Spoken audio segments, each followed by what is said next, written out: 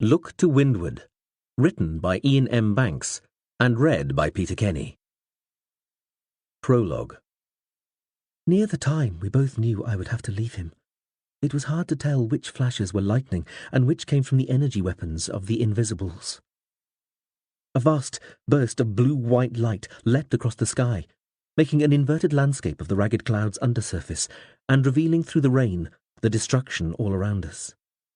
The shell of a distant building, its interior scooped out by some earlier cataclysm. The tangled remains of rail pylons near the crater's lip. The fractured service pipes and tunnels the crater had exposed, and the massive, ruined body of the wrecked land destroyer lying half submerged in the pool of filthy water in the bottom of the hole. When the flare died, it left only a memory in the eye and the dull flickering of the fire inside the destroyer's body. Iain gripped my hand still tighter. "You should go, now, Horsey." Another, smaller flash lit his face and the oil-scummed mud around his waist where it disappeared under the war machine. I made a show of consulting my helm's readout. The ship's flyer was on its way back, alone. The display told me that no larger craft was accompanying it, while the lack of any communication on the open channel meant there was no good news to report. There would be no heavy lift. There would be no rescue. I flipped to the close-quarter tactical view. Nothing better to report there. The confused, pulsing schematics indicated there was great uncertainty in the representation, a bad enough sign in itself. But it looked like we were right in the line of the Invisible's advance, and we would soon be overrun. In 10 minutes, maybe. Or 15. Or 5. That uncertain. Still, I smiled as best I could and tried to sound calm. "I can't get anywhere safer until the flyer gets here," I said quietly. "Neither of us can." I shifted on the muddy slope, trying to find a better footing. A series of booms shook the air. I crouched over Iain, protecting his exposed head. I heard debris thudding onto the slope across from us, and something splashed into the water. I glanced at the level of the pool in the bottom of the crater as the waves slapped against the chisel shape of the land destroyer's forearmour and fell back again. At least the water didn't seem to be rising anymore. "Horsey," he said. "I don't think I'm going anywhere. Not with this thing on top of me. Please. I'm not trying to be heroic, and neither should you. Just get out now. Go." "There's still time," I told him. "We'll get you out of there. You were always so impatient." Light pulsed over us again, picking out each lancing drop of rain in the darkness.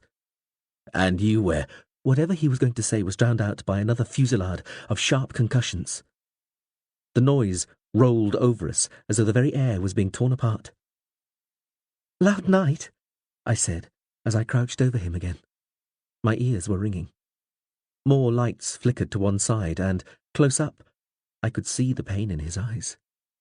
"Even the weather's against us, Iain. Dreadful thunder." "That was not thunder." "Oh, it was. There. And that is lightning," I said, as I crouched further over him. "Go. Now, Horsey," he whispered. "You're being stupid." I began. Then my rifle slipped from my shoulder and the stock hit him on the forehead. "Ouch," he said. "Sorry." I shouldered the weapon again. "My fault for losing my helmet." "Still." I slapped one of the sections of track above us. "You gained a land destroyer." He started to laugh, then winced. He forced a smile and rested one hand against the surface of one of the vehicle's guide wheels. "It's funny," he said. "I'm not even sure if it's one of ours or one of theirs." "You know," I said, "neither am I." I looked up at its ruptured carcass. The fire inside seemed to be spreading. Thin blue and yellow flames were starting to show in the hole where the main turret had been. The crippled land destroyer had kept its tracks on this side as it had half trundled, half slid into the crater. On the far side, the stripped track lay flat on the crater's slope, a stride-wide strip of flat metal sections leading up like a ramshackle escalator, almost to the hole's jagged lip. In front of us, huge guide wheels protruded from the war machine's hull. Some supported the giant hinges of the track's upper course, others ran on the tracks beneath. Iain was trapped beneath the lower level, squashed into the mud with only his upper torso free. Our comrades were dead. There were only Iain and me, and the pilot of the light flyer returning to pick us up. The ship, just a couple of 100 kilometres above our heads, could not help. I had tried pulling Iain, ignoring his bitten-off moans, but he was held fast. I had burned out my suit's AG unit, trying to shift the track sections trapping him, and cursed our supposedly wonderful nth-generation projectile weapons, so good for killing our own species and penetrating armour, so useless for cutting through thick metal.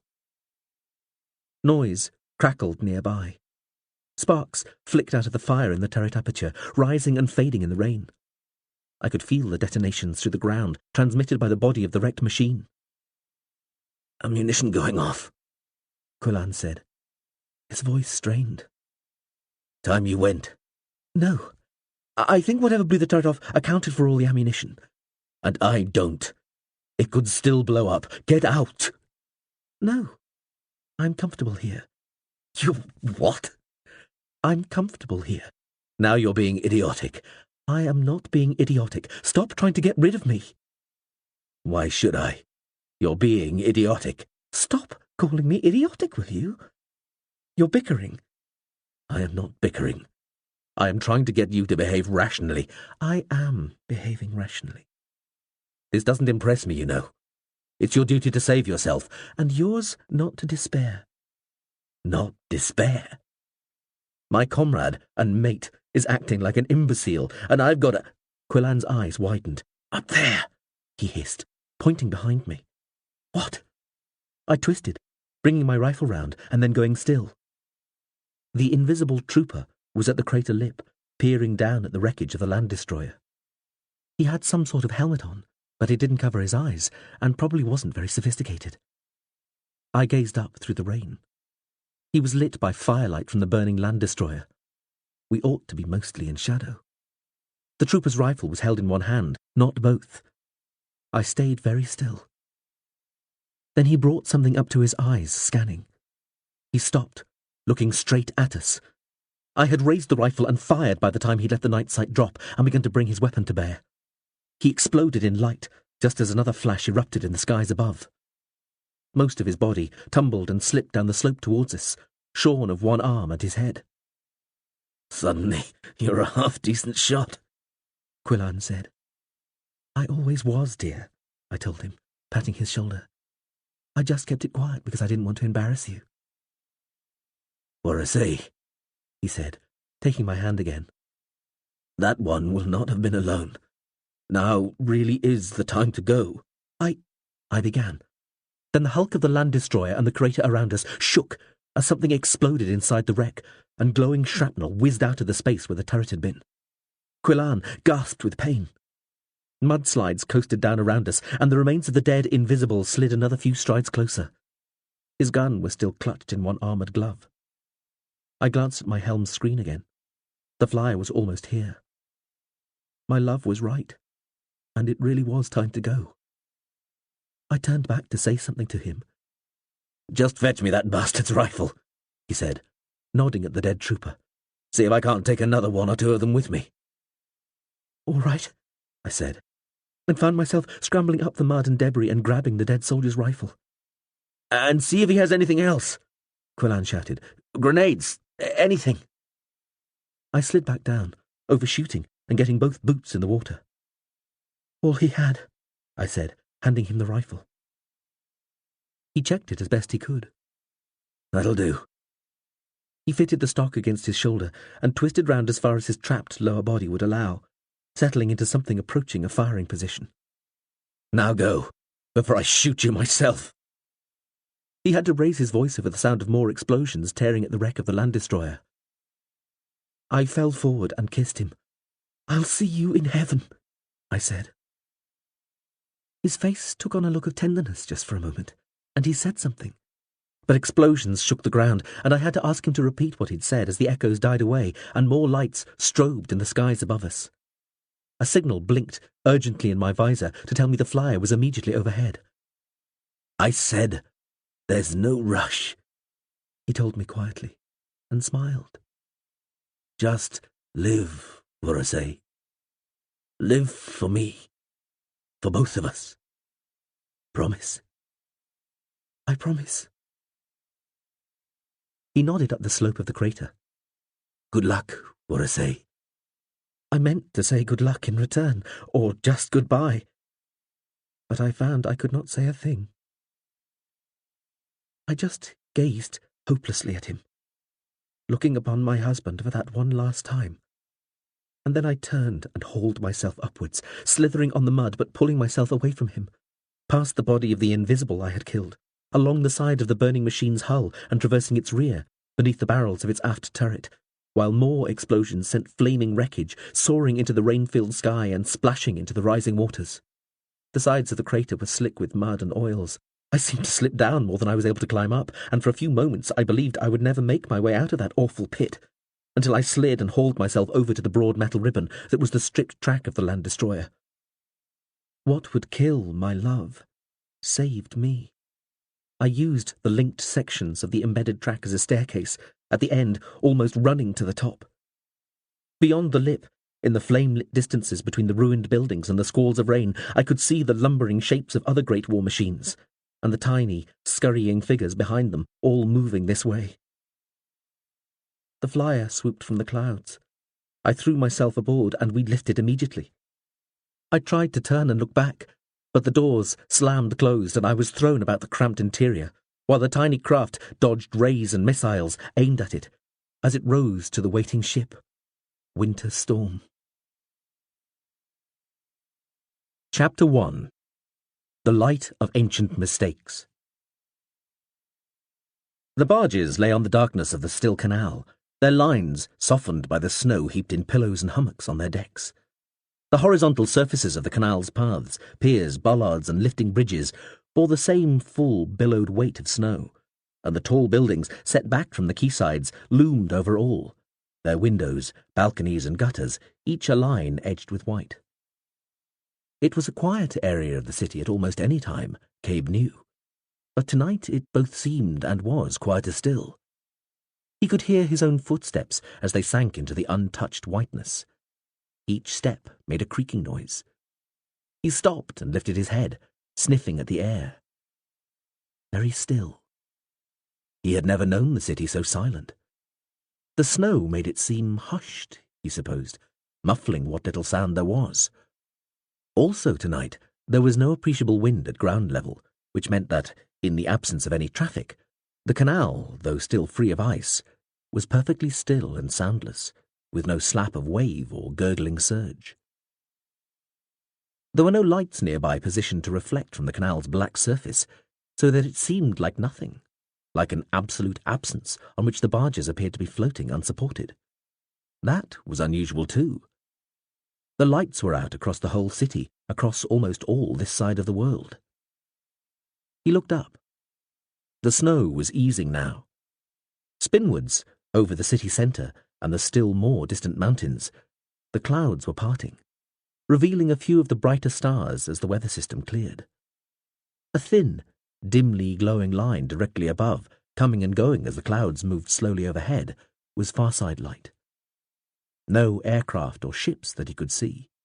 Even the birds of the air seemed to have stayed in their roosts. And no music. Usually in Aquim City you could hear music coming from somewhere or other, if you listened hard enough, and he was good at listening hard. But this evening he couldn't hear any. Subdued. That was the word.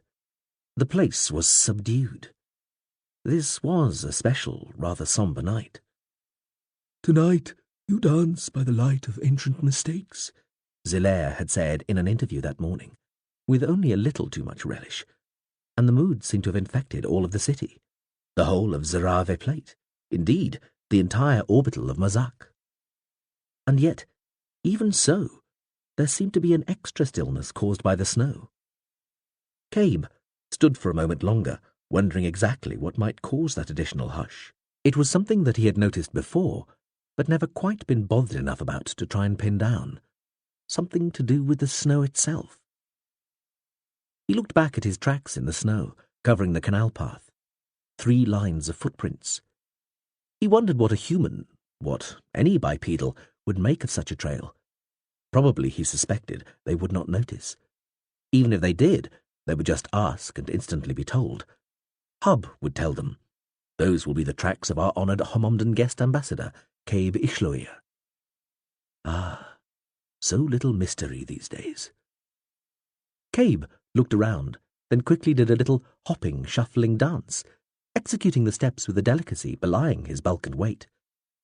He glanced about again, and was glad to have, apparently, escaped observation. He studied the pattern his dance had left in the snow. That was better. But what had he been thinking of? The snow and its silence. Yes, that was it.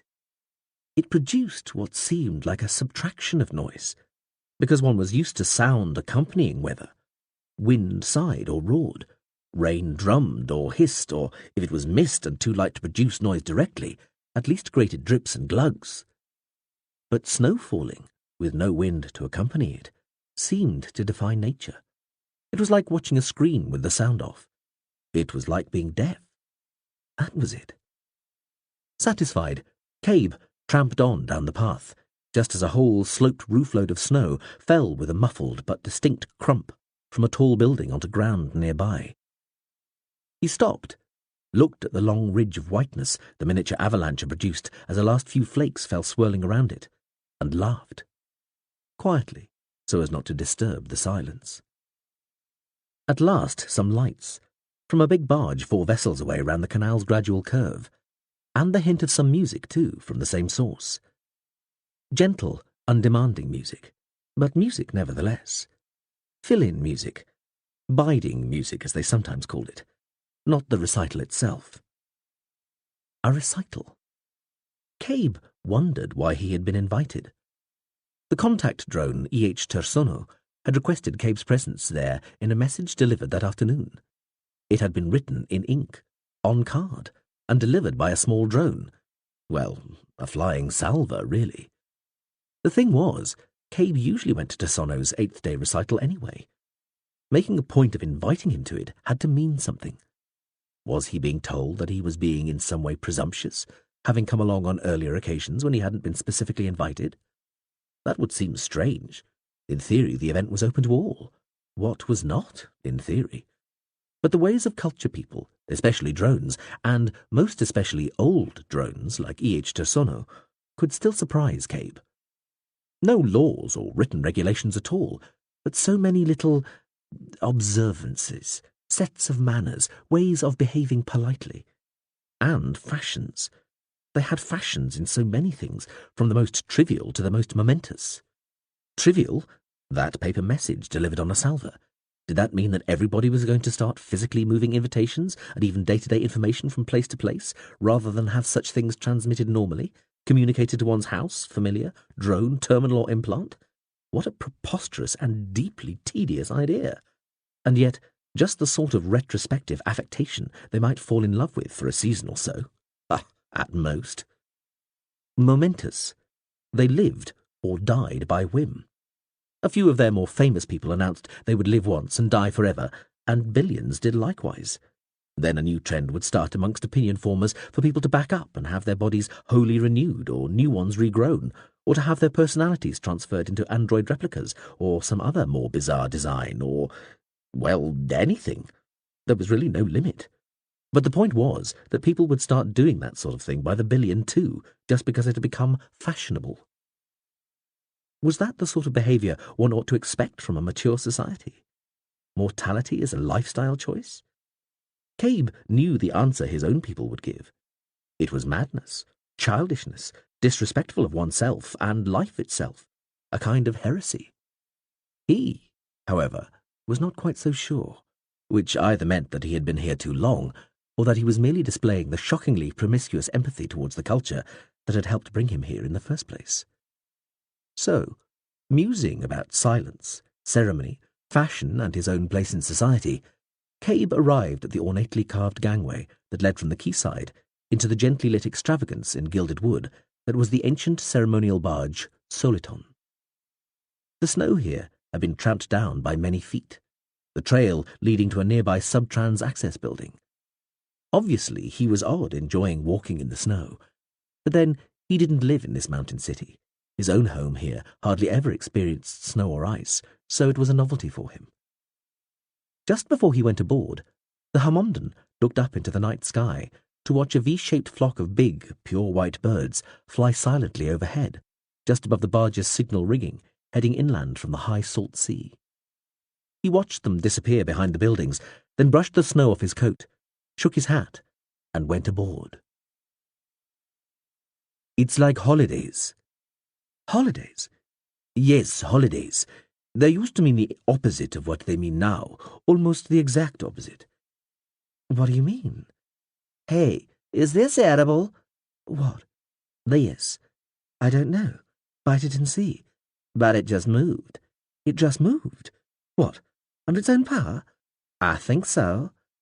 Well now, there's a thing. Evolved from a real predator like our friend Ziller, and the instinctive answer's probably yes, but what's this about holidays? Ziller was, what he was saying, opposite meaning. One's holidays meant the time when you went away. Really? Yes, I remember hearing that. Primitive stuff, age of scarcity. People had to do all the work and create wealth for themselves and society, and so they couldn't afford to take very much time off. So they worked for, say, half the day, most days of the year, and then had an allocation of days they could take off, having saved up enough exchange collateral. Money. Technical term. In the meantime, so they took the time off and they went away.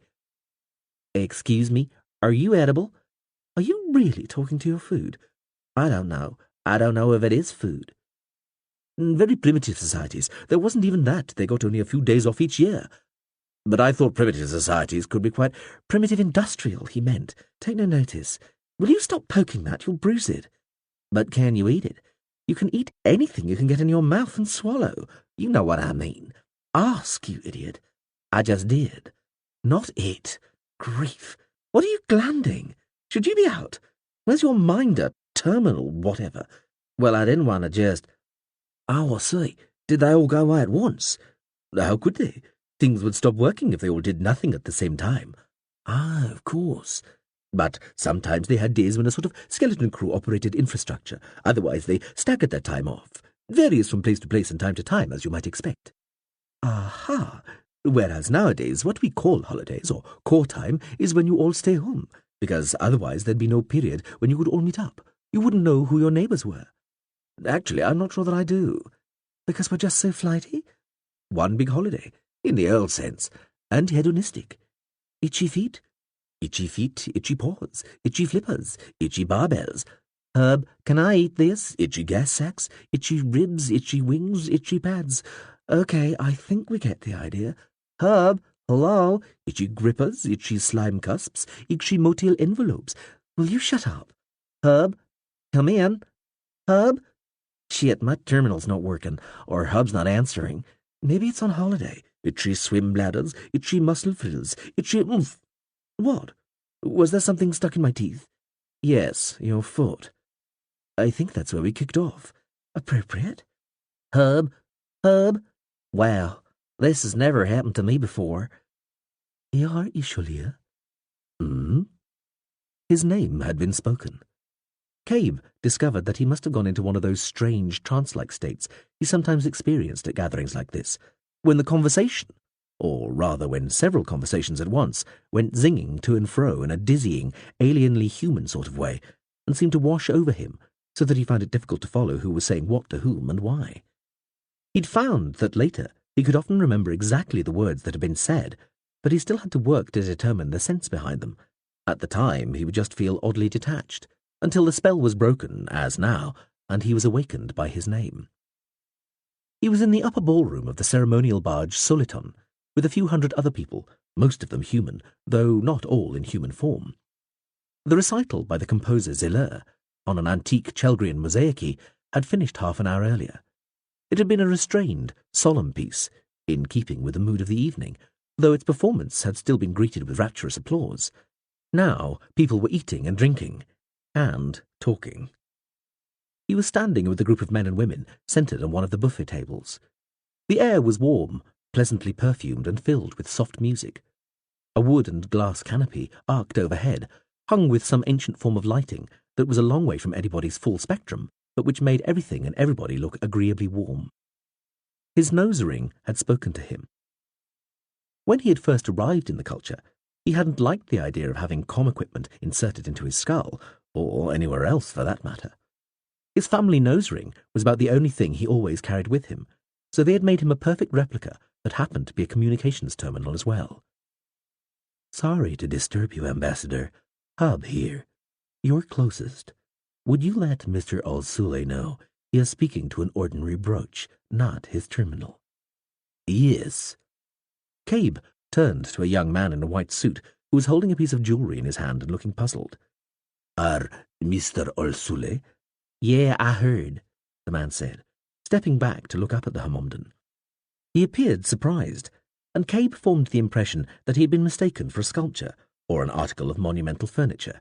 This happened fairly often, a function of scale and stillness, basically. It was one hazard of being a glisteningly black 3-and-a-bit-metre-tall pyramidal triped in a society of slim, mat-skinned 2-metre-tall bipeds. The young man squinted at the brooch again. "I could have sworn this—" "Sorry about that, Ambassador," said the nose ring.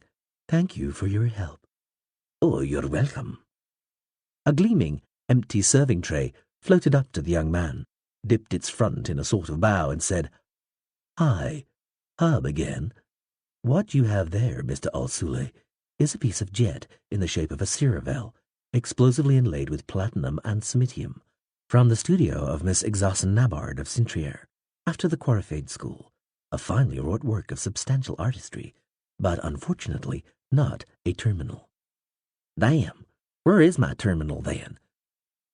"You left all your terminal devices at home." "Why didn't you tell me?" "You asked me not to." "When?" 100 and... Oh, never mind. Well, replace that. Change that instruction. Next time I'll leave home without a terminal, get them to make a fuss or something. "Very well. It will be done." Mr. Al-Sule scratched his head.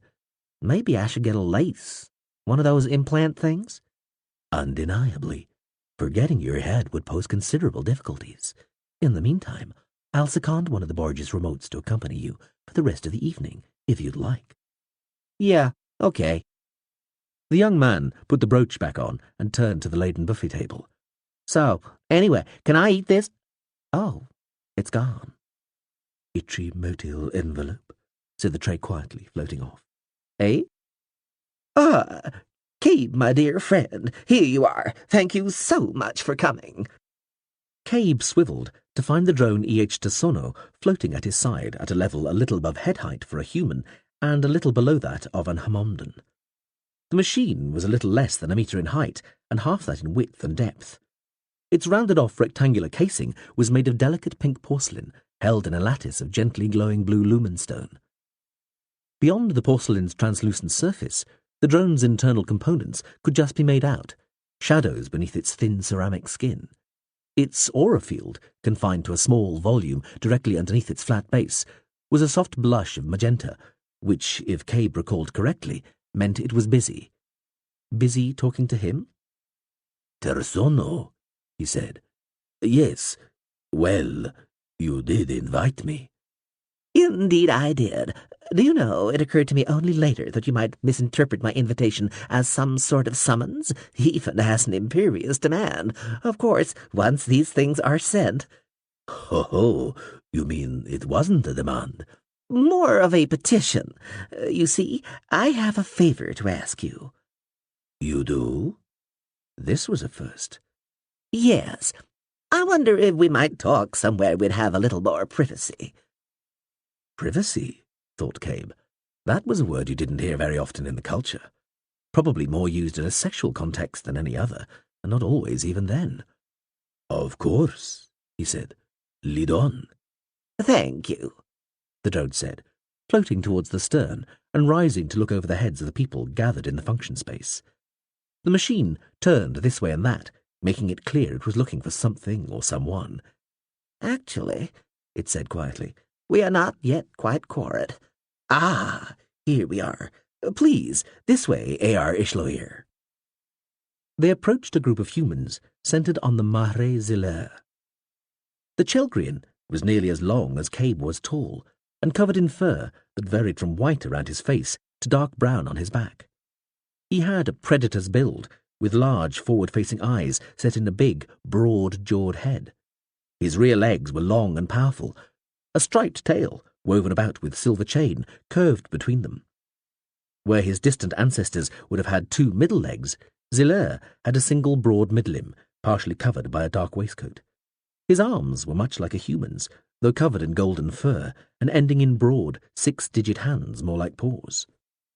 Almost as soon as he and Tisono joined the group around Zilair, Cabe found himself engulfed by another confusing babble of conversation. Of course you don't know what I mean. You have no context. Preposterous. Everybody has a context. No, you have a situation, an environment. That is not the same thing. You exist. I would hardly deny you that. Well, thanks. Yeah, otherwise you'd be talking to yourself. You're saying we don't really live, is that it? That depends what you mean by live. But let's say yes. How fascinating, my dear Zilair, E.H. Tisono said. I wonder, because we don't suffer? Because you scarcely seem capable of suffering. Well said. Now, Zilair. Oh, this is such an ancient argument. But it's only the ability to suffer that... Hey, I've suffered. Lemuel Kemp broke my heart. Shut up, Tully. You know that makes you sentient, or whatever. It's not actually suffering. But she did. An ancient argument, you said, Miss Sippins? Yes. Ancient meaning bad? Ancient meaning discredited. Discredited? By whom? Not whom. What? And that would be... Statistics. So there we are, statistics. Now then, Zilair, my dear friend. You are not serious. I think she thinks she's more serious than you, Zil. Suffering demeans more than it ennobles. And this is a statement derived wholly from these statistics? No, I think you'll find a moral intelligence is required as well. A prerequisite in polite society, I'm sure we all agree. Now, Zilair. Moral intelligence which instructs us that all suffering is bad? No, a moral intelligence which will incline to treat suffering as bad until proved good. Ah, so you admit that suffering can be good? Exceptionally. Ha! Oh, nice. What? Did you know that works in several different languages? What? What does? Tisono, Zilair said, turning at last to the drone, which had lowered itself to his shoulder level and edged closer and closer as it had tried to attract the Chelgrian's attention over the past few moments, during which time its aura field had just started to shade into the blue-grey of politely held-in-check frustration. Mahre Zilair, composer, half outcast, half exile, rose from his crouch and balanced on his rear haunches. His mid-limb made a shelf briefly, and he put his drink down on the smoothly furred surface while he used his forelimbs to straighten his waistcoat and comb his brows. "Help me," he said to the drone. "I'm trying to make a serious point, and your compatriot indulges in wordplay." Then I suggest you fall back and regroup, and hope to catch her again later, when she is in a less trenchantly flippant mood. You've met A.R. Cabe Ishluir. "I have. We're old acquaintances, Ambassador." "You dignify me, sir," the Hummonden rumbled. "I am more of a journalist." "Yes, they do tend to call us all ambassadors, don't they? I'm sure it's meant to be flattering." "No doubt. They mean well." "They mean ambiguously sometimes," Zilair said, turning briefly to the woman he had been talking to. She raised her glass and bowed her head a fraction. "When you two have entirely finished criticizing your determinedly generous hosts," Tisono said. "This would be the private word you mentioned, would it?" Zilair asked. "Precisely. Indulge an eccentric drone." "Very well." "This way." The drone continued past the line of food tables towards the stern of the barge. Zilair followed the machine, seeming to flow along the polished deck, lithely graceful on his single broad mid-limb and 2 strong rear legs. The composer still had his crystal full of wine balanced effortlessly in one hand, Cabe noticed. Zilair used his other hand to wave at a couple of people who nodded to or greeted him as they passed. Cabe felt very heavy and lumbering in comparison. He tried drawing himself up to his full height so as to appear less stockily massive, but nearly collided with a very old and complicated light fitting hanging from the ceiling. The 3 sat in a cabin which extended from the stern of the great barge, looking out over the ink-dark waters of the canal. Zilair had folded himself onto a low table. Cabe squatted comfortably on some cushions on the deck, and Tersono rested on a delicate-looking and apparently very old webwood chair. Cabe had known the drone Tersono for all the 10 years he had spent on Mazak Orbital, and had noticed early on that it liked to surround itself with old things, this antique barge, for example, and the ancient furniture and fittings it contained. Even the machine's physical makeup spoke of a sort of antiquarianism. It was a generally reliable rule that the bigger a culture drone appeared, the older it was. The first examples, dating from 8,000 or 9,000 years ago, had been the size of a bulky human. Subsequent models had gradually shrunk until the most advanced drones had, for some time, been small enough to slip into a pocket. Tersono's metre-tall body might have suggested that it had been constructed millennia ago, when in fact it was only a few centuries old, and the extra space it took up was accounted for by the separation of its internal components, the better to exhibit the fine translucency of its unorthodox ceramic shell. Ziller finished his drink and took a pipe from his waistcoat. He sucked on it until a little smoke rose from the bowl, while the drone exchanged pleasantries with the Hamomdan. The composer was still trying to blow smoke rings when Tersono finally said, "Which brings me to my motive in asking you both here." "And what would that be?" Ziller asked. "We are expecting a guest, Composer Ziller." Ziller gazed levelly at the drone. He looked round the broad cabin and stared at the door. "What, now? Who?" "Not now. In about 30 or 40 days. I'm afraid we don't know exactly who quite yet. But it will be one of your people, Ziller. Someone from Chell, a Chelgrian." Ziller's face consisted of a furred dome with two large black, almost semicircular eyes positioned above a grey-pink furless nasal area and a large, partially prehensile mouth. There was an expression on it now that Cabe had never seen before, though admittedly he had known the Chelgrian only casually and for less than a year. "Coming here?" Ziller asked. His voice was icy, was the word, decided Cabe. "Indeed, to this orbital, possibly to this plate." Ziller's mouth worked. "Cast," he said. The word was more spat than pronounced. "One of the, tacted? Possibly a given," Tersono said smoothly. Of course, their caste system. At least part of the reason that Ziller was here and not there. Ziller studied his pipe and blew more smoke. "Possibly a given, eh?" he muttered. "My, you are honoured. Hope you get your etiquette exquisitely correct. You'd better start practicing now." "We believe this person may be coming here to see you," the drone said. It turned frictionlessly in the webwood seat and extended a maniple field to work the cords which load the gold cloth drapes over the windows, cutting off the view to the dark canal and the snow-enfolded quays. Ziller tapped the bowl of his pipe, frowning at it. "Really?" he said. "Oh dear, what a shame. I was thinking of embarking on a cruise before then, deep space, for at least half a year, perhaps longer.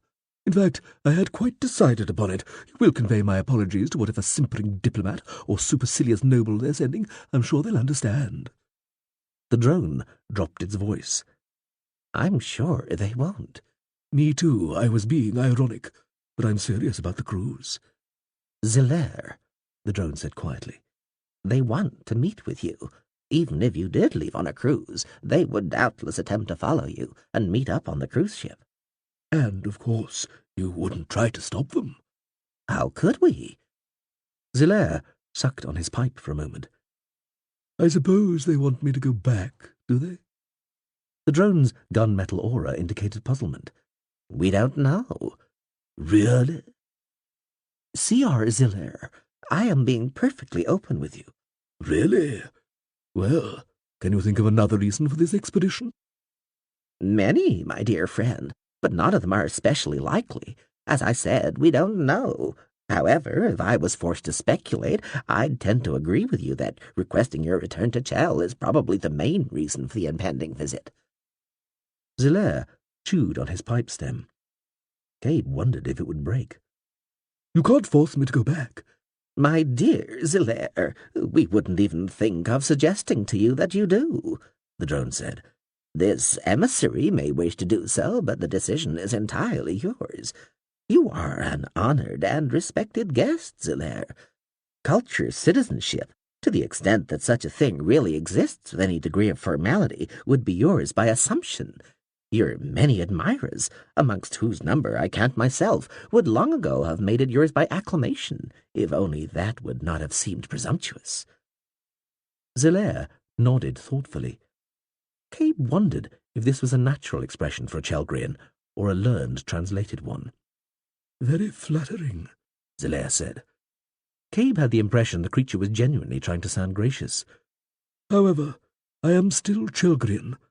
Not quite naturalized yet." "Of course. Your presence is trophy enough.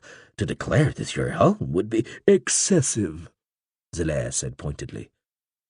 The drone's aura field flushed a sort of muddy cream colour to indicate embarrassment, though a few flecks of red indicated it was hardly acute.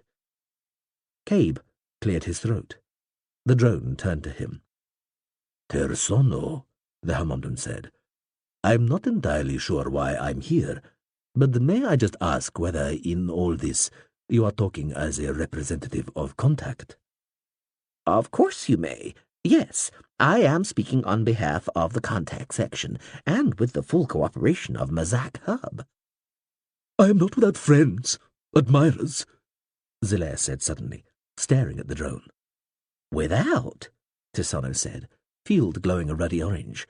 "Why, as I say, you have almost nothing but—" "I mean amongst some of your minds. Your ships, Tersono, the Contact drone," Zilair said coldly. The machine rocked back in its chair. A little melodramatic, thought Cabe. Zilair went on. "I might well be able to persuade one of them to accommodate me and provide me with my own private cruise, one which this emissary might find much more difficult to intrude upon." The drone's aura lapsed back to purple. It wobbled minutely in the chair. "You are welcome to try, my dear Zilair. However, that might be taken as a terrible insult." "Fuck them." "Yes, well, but I meant by us a terrible insult on our part, an insult so terrible that in the very sad and regrettable circumstances—" "Oh, spare me!" Zilair looked away. Ah, yes, the war, thought Cabe, and the responsibility for it. Contact would regard this as all very delicate. The drone, misted in purple, went quiet for a moment. Cabe shifted on his cushions. "The point is," Tersono continued, "that even the most willful and characterful of ships might not accede to the sort of request you have indicated you might make. In fact, I'd wager quite heavily on it that they wouldn't." Zilair chewed some more on his pipe. It had gone out. "Which means that Contact has already fixed this, doesn't it?" Tersono wobbled again. "Let's just say that the wind has been tested." "Yes, let's. Of course, this is always assuming that none of your ship minds were lying." "Oh, they never lie. They dissemble, evade, prevaricate, confound, confuse, distract, obscure, subtly misrepresent, and wilfully misunderstand with what often appears to be a positively gleeful relish, and are generally perfectly capable of contriving to give one an utterly unambiguous impression of their future course of action, while in fact intending to do exactly the opposite. But they never lie. Perish the thought." Zilair did a good stare, Cabe decided. He was quite glad that those big, dark eyes were not directed at him, though certainly the drone seemed impervious. "I see," the composer said. "Well then, I suppose I might as well just stay put. I imagine I could just refuse to leave my apartment." "Why, of course. Not very dignified, perhaps, but that would be your prerogative." "Quite. But if I'm given no choice, don't expect me to be welcoming or even polite." He inspected the bowl of his pipe. "That is why I have asked Cabe to be here." The drone turned to the Hammondan. "Cabe, we would be so grateful if you'd agree to help play host to our guest Chelgrian when he or she appears. You would be half of a double act with me, possibly with some assistance from Hub, if that's acceptable. We don't yet know how much time this will take up on a daily basis, or how long the visit will last, but obviously, if it proved to be extended, we would make additional arrangements." The machine's body tipped a few degrees to one side in the webwood chair. "Would you do this? I know it is a lot to ask, and you needn't give a definitive answer quite yet. Sleep on it, if you please, and ask for any further information you like. But you would be doing us a great favor, given Sieur Zillaire's perfectly understandable reticence." Cabe sat back on his cushions. He blinked a few times. "Oh, I can tell you now. I'd be happy to be of help." He looked at Zillaire. "Of course, I wouldn't want to distress Marie Zillaire." "I shall remain undistressed, depend on it," Zillaire told him.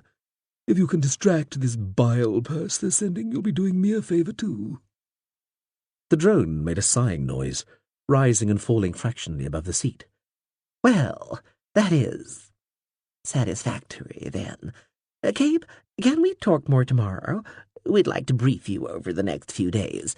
Nothing too intense, but considering the unfortunate circumstances of our relationship with the Chelgarians over recent years, obviously we don't want to upset our guests through any lack of knowledge of their affairs and manners." Zillaire made a noise like a snarled, "Of course," Cabe told De Sono. "I understand." Cabe spread all three of his arms. "My time is yours." "And our gratitude yours. Now," the machine said, rising into the air. "I'm afraid I've kept us chattering in here for so long we've missed Hub's avatar's little speech, and if we don't hurry, we'll be late for the main, if rather sad event of the evening." "That time already," Cabe said, rising too. Zillaire snapped the cap shut on his pipe and replaced it in his waistcoat. He unfolded himself from the table, and the three returned to the main ballroom as the lights were going out, and the roof was rumbling and rolling back, to reveal a sky of a few thin, ragged clouds, multitudinous stars, and the bright thread of the orbital's far side. On a small stage at the forward end of the ballroom, the Hub's avatar, in the shape of a thin, silver-skinned human, stood, head bowed. Cold air flowed in around the assembled humans and varied other guests.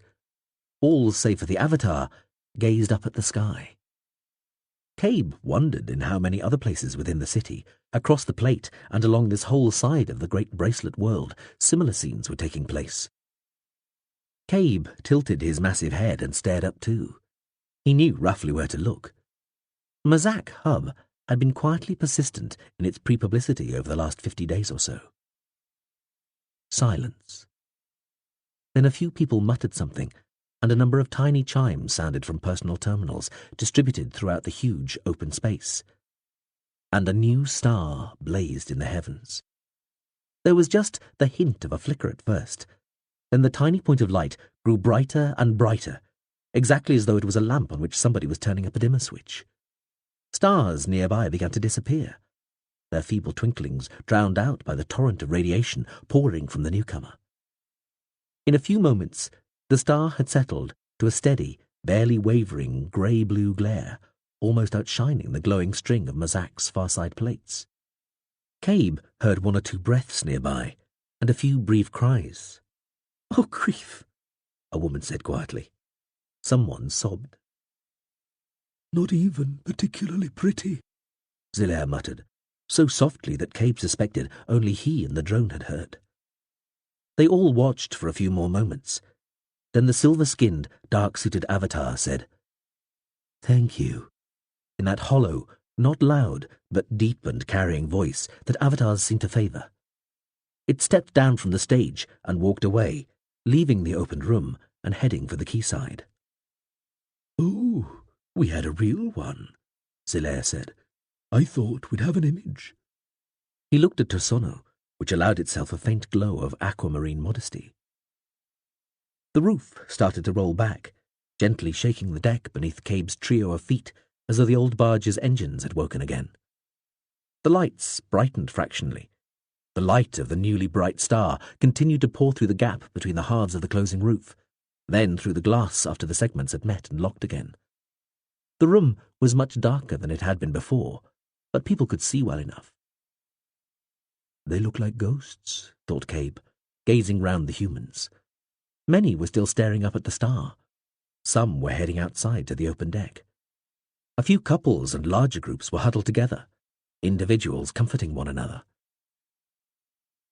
I didn't think it would affect so many so deeply, the Hummonden thought. I thought they might almost laugh it off. I still don't really know them, even after all this time.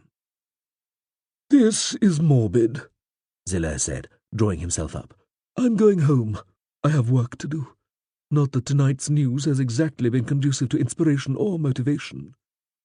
Yes, Tirsono said.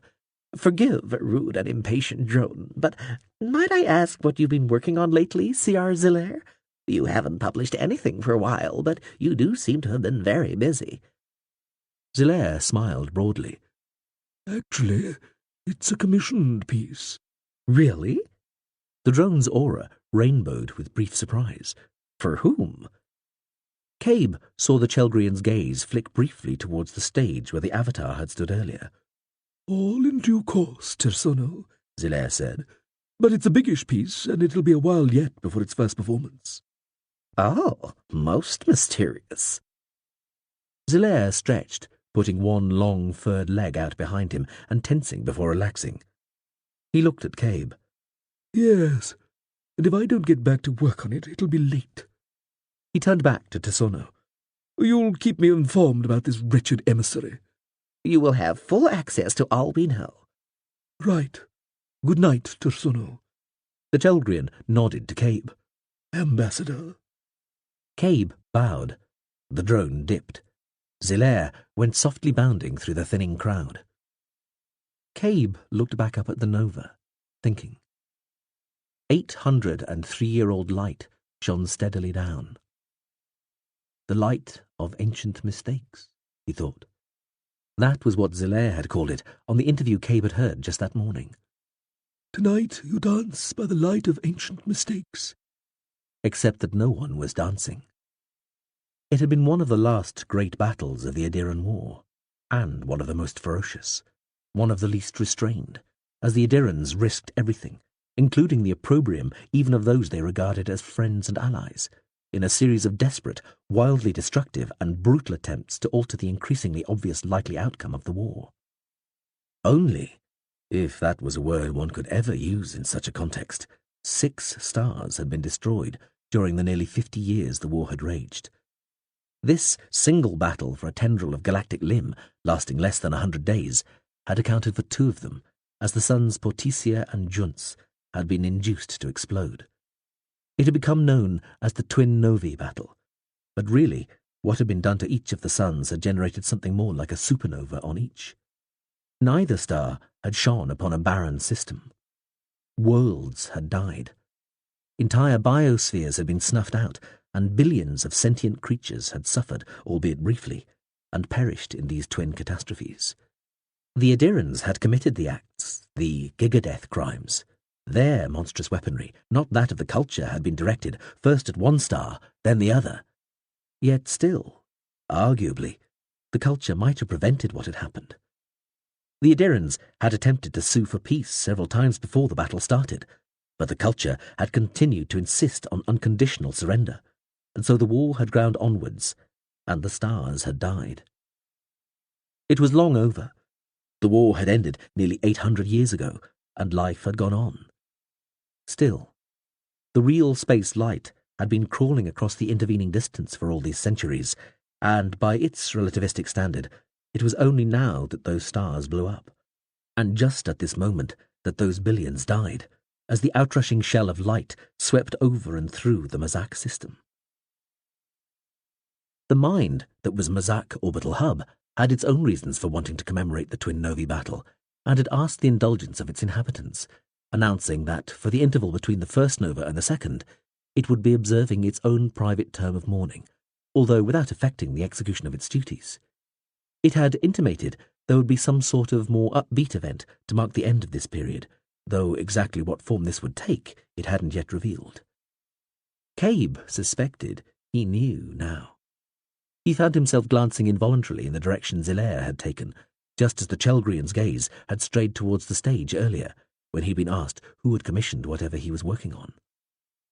All in due course, Cabe thought, as Zelaire had said. For tonight, all Hub had wanted was that people look up and see the sudden, silent light, and think, perhaps contemplate a little. Cabe had half expected the locals to take no notice whatsoever, and just carry on with their busy little one-long party lives as usual. However, it appeared that here, at least, the Hub mind's wish had been granted. All very regrettable, the drone EH2 said at Cabe's side, and made a sighing sound. Cabe thought it probably meant to sound sincere. Salutary for all of us, Cabe agreed. His own ancestors had been the Adirans' mentors and fought alongside the Adirans in the early stages of the ancient war. The Hamomda felt the weight of their own responsibilities as keenly as the culture did its. We try to learn, Tisono said quietly, but still we make mistakes. It was talking now about Chel, the Chelgrians and the caste war, Cabe knew. He turned and looked at the machine as the people moved away in the steady, ghostly light. You could always do nothing, Terstono, he told it, though such a course usually brings its own regrets. I am too glib sometimes, Cabe thought. I tell them to exactly what they want to hear. The drone tipped back to make clear that it was looking up at the Hamomdan, but said nothing. Chapter 2. Winter Storm. The hull of the ruined ship bowed away on all sides, curving out and then back, arcing overhead. They had fitted lights in the centre of what had become the ceiling, directly above the curious, glazed-looking floor. Reflections glowed from the glassily swirled, distorted surface itself, and from the few stumps of unidentifiable equipment that protruded above it. Quellan tried to find a place to stand where he thought he could distinguish what it was he was standing on, then switched off the suit's field pack and let his feet touch the surface. It was hard to tell through his boots, but the floor seemed to have the feel of what it looked like. Glass. The spin they'd given the hull produced what felt like about a quarter gravity. He patted the fastenings securing his bulky backpack. He looked up and around. The hull's interior surface looked hardly damaged. There were various indentations and a scattering of holes, some circular and some elliptical, but all quite symmetrical and smooth, and part of the design. None went all the way through the hull material, and none looked ragged. The only aperture, which led to the outside, was right in the nose of the craft, 70 meters away from where he stood, more or less in the center of the spoon-shaped mass of floor. The 2-meter-wide hole had been cut in the hull weeks ago to gain access after the hulk had been located and secured. That was how he had gained entry. He could see various discoloured patches on the hull's surface that didn't look right, and a few small dangling tubes and wires up near the newly emplaced lights. Part of him wondered why they had bothered with the lights. The hull's interior was evacuated, open to space. Nobody would be coming in here without a full suit, so they would have the concomitant sensory equipment that made lights unnecessary. He looked down at the floor. Maybe the technicians had been superstitious, or just emotional. The lights made the place seem a little less forbidding, less haunted. He could understand that wandering around in here with only ambient radiations to impinge upon the augmented senses might well induce terror if you were of a sensitive nature. They'd found very much what they'd hoped to find, enough for his mission, sufficient to save 1,000 or so other souls. Almost certainly not enough to fulfill his hopes. He looked about. It appeared they had removed all the sensory and monitoring equipment they'd been using to inspect the wreck of the privateer Winter Storm. He felt a shudder through his boots. He glanced up to the side as the sliced-off bow of the ship was put back in place. Enclosed in this ship of the dead. At last. Isolation established, it says, said a voice in his head. The machine in his backpack produced a faint vibration. It says the proximity of the suit's systems are interfering with its instruments. You'll have to switch your comm off. Now, it's saying, please remove the pack from your back. Will we still be able to talk? You and I will be able to talk to each other, and it'll be able to talk to me. All right, he said, slipping the pack off. The lights are all right, he asked. They're just lights, nothing else. Where shall I put? He started to say, but then the pack went light in his hands and began to tug away from him. It wants us to know it has its own motive power, the voice in his head informed him. Oh, yes, of course. Ask it to work fast, would you? Tell it we're pressed for time because there's a culture warship breaking towards our position as we speak, coming to... Think that'll make any difference, Major? I don't know. Tell it to be thorough, too. Quillan, I think it'll just do what it has to do. But if you really want me to... No. No, sorry. Sorry, don't. Look, I know this is hard on you, Quill. I'll leave you alone for a bit, okay? Yes, thanks. Hyla's voice went offline. It was as though a hiss right on the boundary of hearing had suddenly been removed. He watched the Navy drone for a moment. The machine was silvery grey and nondescript, like the pack from an ancient spacesuit.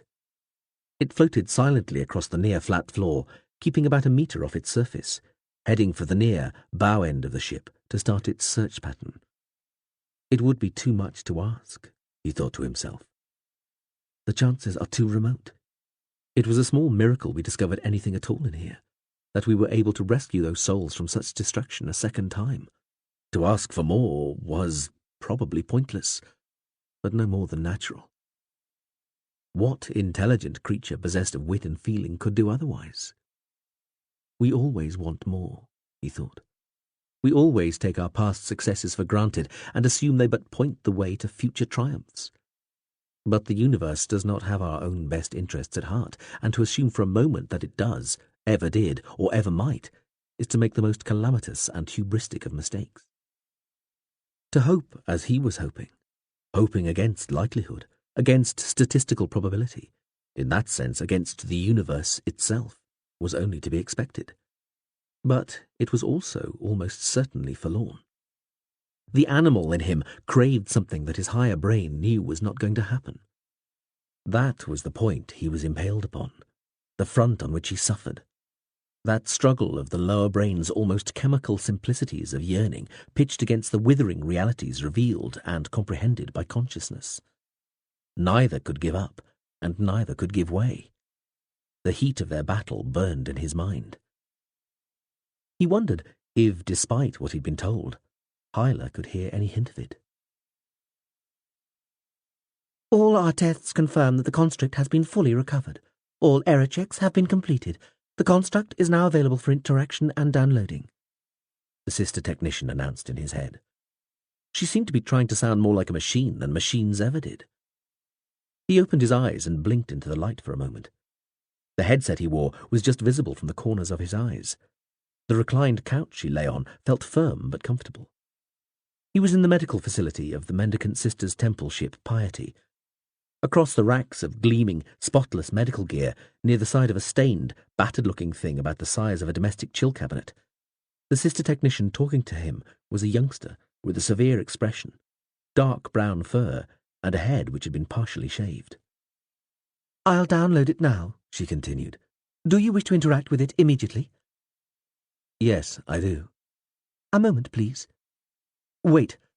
What will he experience?" "Awareness. Sight in the form of a human compensated feed from this camera." She tapped a tiny wand protruding from the headset she wore. "Hearing in the form of your voice. Continue." "Yes." There was the very faintest impression of a hiss, and then a sleepy-sounding, deeply male voice saying, 7, 8, 9, hello? What? Where is this? What is this? Where? What's happened?" It was a voice that went from slurred sleepiness to suddenly fearful confusion, and then on to a degree of control within just a few words. The voice sounded younger than he'd been expecting. He supposed there was no need for it to sound old. "Sholan Hadesh Hyla," he responded calmly. "Welcome back." "Who is that? I can't move." There was still a trace of uncertainty and anxiety in the voice. "This isn't the Beyond, is it?" "My name is called to arms from Given Major Quillan IV of Itiruin. I'm sorry you can't move, but please don't worry. Your personality construct is currently still inside the substrate you were originally stored within, in the Military Technology Institute, Kravanier on Aeom. At the moment, the substrate you're inside is aboard the temple ship Piety. It's in orbit around a moon of the planet Reshref 4, in the constellation of the Bow, along with the hulk of the star cruiser, Winter Storm. There you are. Ah, you say you're a major. I was an Admiral General. I outrank you. The voice was perfectly under control now. Still deep, but clipped and crisp. The voice of somebody used to giving orders.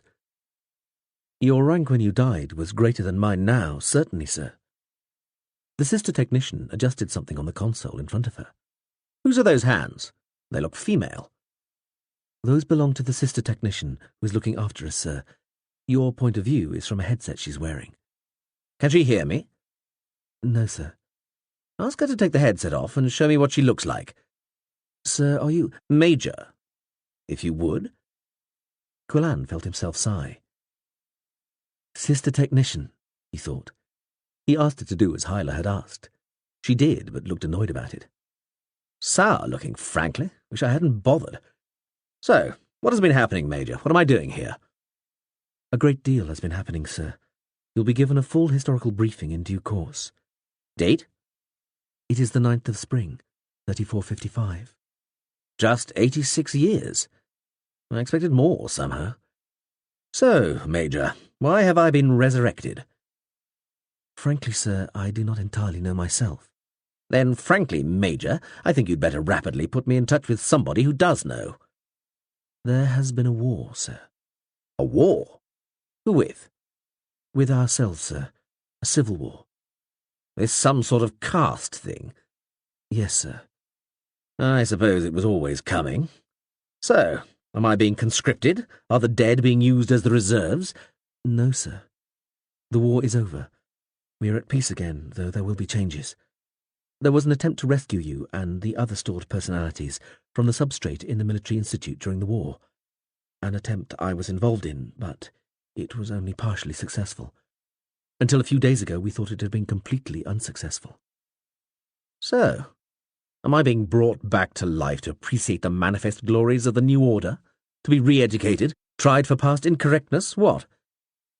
Our superiors think that you may be able to help us with a mission that lies before both of us. Before both of us?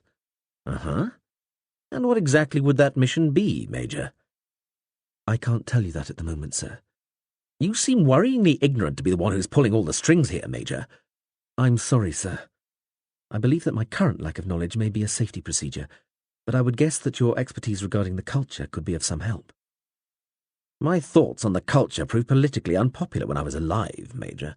That's one of the reasons I took the offer of being put into storage on Aeom, rather than either die and go to heaven or keep banging my head against a wall in Combined Forces intelligence. Are you telling me the top brass have come round to my point of view? Perhaps, sir. Perhaps just your knowledge of the culture would prove useful. Even if it's 8.5 decades old? Quillan paused, then expressed something he'd been preparing for some days since they'd rediscovered the substrate. Sir, considerable thought and great effort went into both retrieving you and preparing me for my mission. I would hope that no part of that thought or effort was either wasted or without point. Hyla was silent for a moment. There were about 500 others besides me in that machine in the Institute. Did they all get out too? The final figure for those stored was nearer 1,000, but yes, sir. They all appear to have come through, though only you've been revived so far. All right then, soldier. Perhaps you should start by telling me what you do know about this mission. I know only what you might call our cover story, sir. I've been induced to forget the real mission goals for the time being. What? It's a security measure, sir. You'll be briefed with the full mission details, and you won't forget them. I ought to remember gradually what my mission is anyway, but in the event that something goes wrong, you'll be the backup. They frighten somebody might read your mind, Major. I imagine so, sir. Though, of course, the culture doesn't do that. So we're told. Extra precaution, eh? Must be an important mission. But if you can still remember that you have a secret mission in the first place... I am reliably informed that in a day or two I'll even forget that as well. Well, all very interesting. So, what would that cover story be? I will be on a cultural diplomatic mission to a world of the culture. A cultural mission? In a sense, sir. Just an old soldier's lame joke, son. Relax that frozen sphincter a bit, won't you? I'm sorry, sir. I need to have your agreement both to undertake the mission and to be transferred into another substrate within myself. That process may take a little time. Did you say another machine inside you? Yes, sir. There is a device inside my skull, designed to look like an ordinary soul-keeper, but able to accommodate your personality as well. You don't look that much of a fathead, Major. The device is no larger than a small finger, sir. And what about your soul-keeper? The same device functions as my soul-keeper too, sir. They can make something that clever that small? Yes, sir. They can.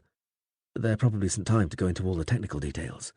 Well, I beg your pardon, Major, but take it from an old soldier that war in general, and limited personnel missions in particular, are often all about the technical details. Plus, you're rushing me, son. You have the advantage of being at the controls here. I've got 86 years of catching up to do. I don't even know that you're telling me the truth about any of this. It all sounds suspicious as hell so far.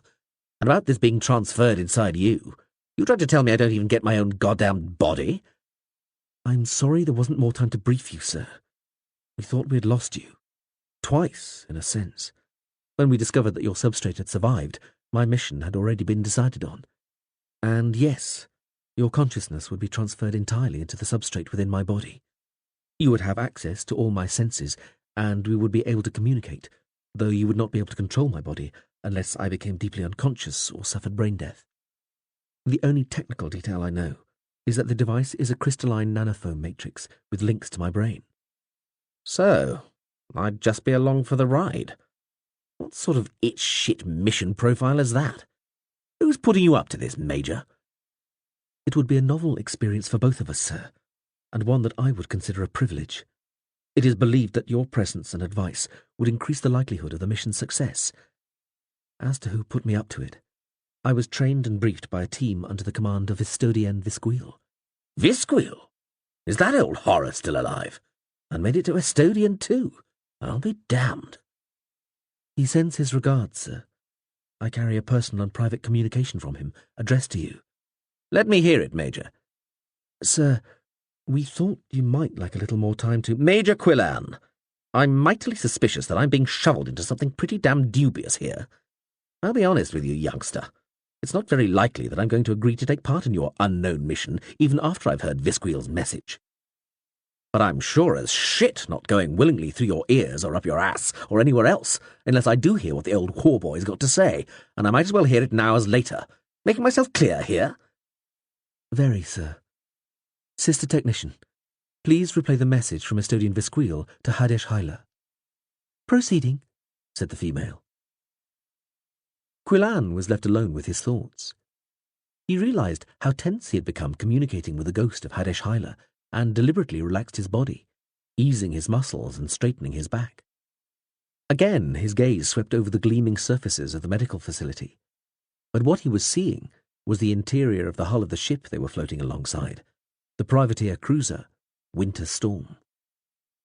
He had been aboard the wreck once so far, while they were still trying to locate and extract Hyla's soul from the 1,000 or so others stored within the rescued substrate, which they'd located in the wreck with a specially adapted Navy drone. He had been promised that later, if there was time, he would be allowed to go back to the wreck with that drone and attempt to discover any other souls the original sweeps had missed. Time was running out, though. It had taken time to get permission for what he wanted to do, and it was taking time for the Navy technical people to adjust the machine. Meanwhile, they'd been told that the culture warship was on its way just a few days out. At the moment, the techs were pessimistic that they'd get the drone finished in time. The image of the wrecked ship's scooped-out hull seemed fixed in his brain. Major Quillan? Sir? Reporting for duty, Major. Permission to come aboard. Just so, sir. Sister Technician, transfer Hadesh Hyla into the substrate within my body. Directly, the female said. Proceeding. He had wondered if he'd feel anything. He did, a tingling, then a warmth in a small area on the nape of his neck. The sister technician kept him informed. The transfer went well and took about 2 minutes.